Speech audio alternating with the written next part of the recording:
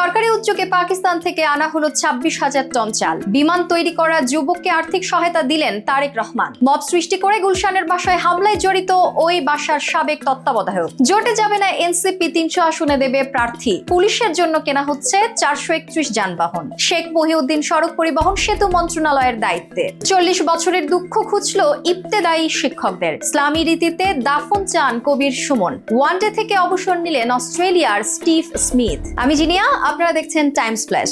সরকারি উদ্যোগে পাকিস্তান থেকে আমদানি করা হলো 26,250 টন চাল। প্রথম চালানের একটি জাহাজ চট্টগ্রাম বন্দরে পৌঁছেছে। স্বাধীনতার পর এই প্রথম বাংলাদেশ পাকিস্তান সরকারি ব্যবস্থায় সরাসরি বাণিজ্য চালু হলো। দুই দেশের মধ্যে সরকারি পর্যায়ে G2G সই করা চুক্তির আওতায় কেনা চালের প্রথম চালান এসেছে। পাকিস্তান থেকে আসা জাহাজের 25,250 মেট্রিক টন চাল খালাস করতে 8 দিন লাগতে পারে। বিমান তৈরি করা যুবককে আর্থিক সহায়তা দিয়েছেন তারেক রহমান। পাশাপাশি দেশের ভেতরে যে কোনো রুটে তাকে প্লেনে ভ্রমণ করিয়ে উৎসাহ দেয়া হবে। মানিকগঞ্জের ওই যুবক জুলহাস মোল্লা আলট্রালাইট মডেলের একটি বিমান তৈরি করে চমক সৃষ্টি করেছেন। তার এমন কাজে খুশি হয়ে সহযোগিতার হাত বাড়িয়ে দিয়েছেন বিএনপির ভারপ্রাপ্ত চেয়ারম্যান। আমরা বিএনপি পরিবার এর একটি প্রতিনিধি দল তার সঙ্গে সাক্ষাৎ করতে গিয়ে আর্থিক সহায়তা তুলে দেন। মম সৃষ্টি করে তানভীর ইমামের সাবেক স্ত্রীর বাসায় হামলার পেছনে ওই বাসার সাবেক তত্ত্বাবধায়ক শাকিল আহমেদ নামের ওই ব্যক্তি লোক জড়ো করেন এবং বাসাটিতে 200 থেকে 300 কোটি টাকা পাওয়া যেতে পারে এমন তথ্য দিয়ে সেখানে তল্লাশি চালাতে উস্কানি দেন। 4 মার্চ মধ্যরাতের এ ঘটনায় ভবনের সাবেক তত্ত্বাবধায়ক শাকিল আহমেদ সহ 3 জনকে গ্রেফতার করেছে পুলিশ।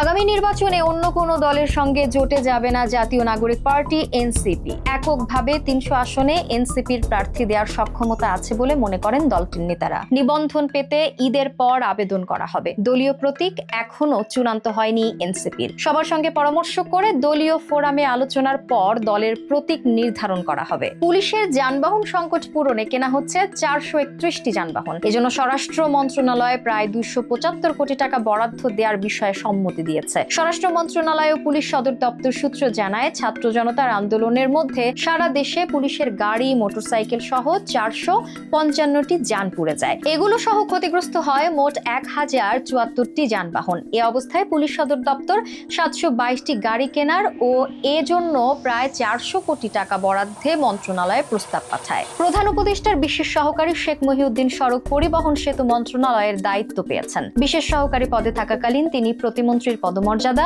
বেতন ভাতা ও অন্যান্য সুবিধা পাবেন। এ নিয়ে প্রধান উপদেষ্টার 5 জন বিশেষ সহকারী প্রতিমন্ত্রীর পদমর্যাদায় 5টি মন্ত্রণালয়ের দায়িত্বে রয়েছেন। দীর্ঘ 40 বছরের দুঃখ খুঁজল ইবতেদায়ী মাদ্রাসার শিক্ষকদের। শিক্ষা মন্ত্রণালয়ে নিজের শেষ কর্মদিবসে উপদেষ্টা ওয়াহিদ উদ্দিন মাহমুদ নিবন্ধিত 1519টি ইবতেদায়ী মাদ্রাসার এমপিও ভুক্তির প্রস্তাবের ফাইলে স্বাক্ষর করেছেন। এতে 6000-এর বেশি শিক্ষকের ভাগ্য খুলছে। সংশ্লিষ্ট ব্যক্তিরা বলছেন, স্বাধীনতার পর প্রথমবারের মতো ইবতেদায়ী মাদ্রাসাকে এমপিও ভুক্ত করতে যাচ্ছে সরকার। এর আগে কয়েক দফা উদ্যোগ নিলেও শেষ পর্যন্ত বাস্তবায়ন হয়নি। মরণোত্তর দেহদান নয়, বরং ইসলামী রীতিতে নিজের মরদেহ দাফন হোক, এমনটাই চাওয়া কবির সুমনের। এর আগে 2021 সালে মরণোত্তর দেহদানের অঙ্গীকার করেছিলেন পশ্চিমবঙ্গের প্রখ্যাত এই সঙ্গীত শিল্পী। তবে সম্প্রতি এই গায়ক জানালেন সেই সিদ্ধান্ত থেকে সরে এসেছেন তিনি। নিজের ফেসবুক অ্যাকাউন্টে দেয়া এক স্ট্যাটাসে বিষয়টি নিশ্চিত করেছেন তিনি। এই গায়কের ইচ্ছে কলকাতার মাটিতেই যেন তার দাফন কার্য সম্পূর্ণ হয়। ওয়ানডে ক্রিকেট থেকে অবসরের ঘোষণা দিয়েছেন 35 বছর বয়সী অস্ট্রেলিয়ার তারকা ব্যাটসম্যান স্টিভ স্মিথ।